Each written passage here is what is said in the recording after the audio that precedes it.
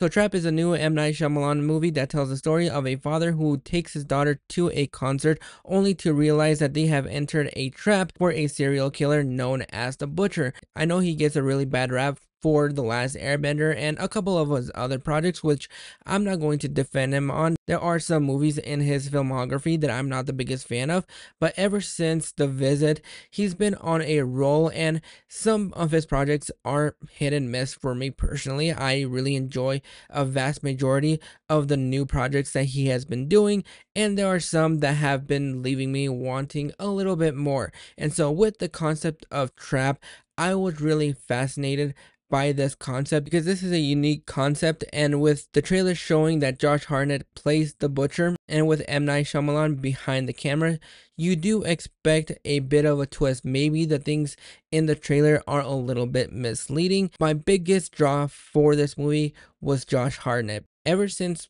probably like 2006, maybe 2007. The last thing that I saw him before he had this resurgence recently was in 30 Days of Night. So seeing him in this role really made me curious about the movie, and just his performance alone is worth a price of admission, because not only is he a calm and collected individual when he tries to take his daughter and he finds out what is actually going on at the concert. I think that is where the movie started to pick up a little bit more steam. You're invested in this movie for the first two acts. The way that Shyamalan was able to recreate this concert, not just taking inspiration from other concerts like the Eras tour, where you have the concert goers with these bracelets that light up the same way they do at the Eras tour, and a little splash of everything else. The way Shyamalan was able to construct this concert and just feeling some really high intention stakes.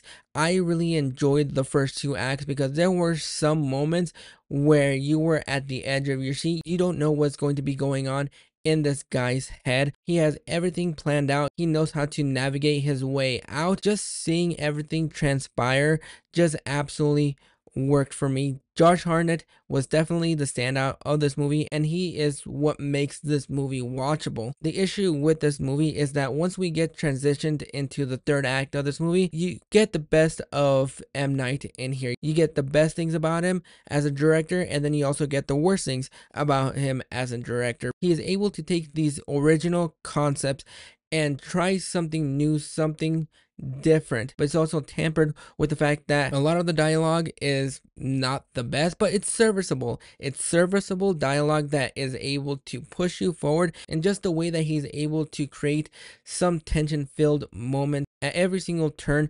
You're trying to wonder how this guy is going to navigate his way out of this concert with the SWAT team, the FBI, basically covering every corner of the stadium, and you're just really curious from beginning to end exactly how the situation is going to unravel. But once we get into the third act of the movie, that is where the worst parts of M. Night as a director come to shine. He's able to take this concept, but then it feels like he is stretching it out a little bit too long. Once we get into that third act of the movie, not only are you just hammered with a lot of exposition, but it goes on for about 15 minutes too long. And at that point, you just want this movie to end because it just goes downhill incredibly fast. And I kind of wish that it would have been a little bit more contained to the concert, because once we leave the stadium and then it goes into 85 different directions at the end of the movie, that's where he started to lose my attention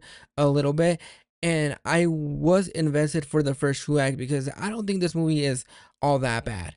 It definitely isn't the best movie of the year. There are serviceable moments in the first two acts where you're at the edge of your seat. Then once we get into that third act and questions are starting to be answered and we move into the last 10-15 minutes of the movie, it goes on for a really long time, and I kind of wish it was just contained to that concert. Once you're in that concert, you are having a big laugh. Yeah, some of the dialogue isn't the best, and some of the interactions that happen aren't the best, but you do have to stretch your disbelief a little bit too much with the way that he is able to navigate his way out of this situation, the way everything just really transpires, you definitely have to suspend your disbelief a little bit more. But overall, I had an okay time with this movie. Is it a movie that I'm going to be rewatching anytime soon?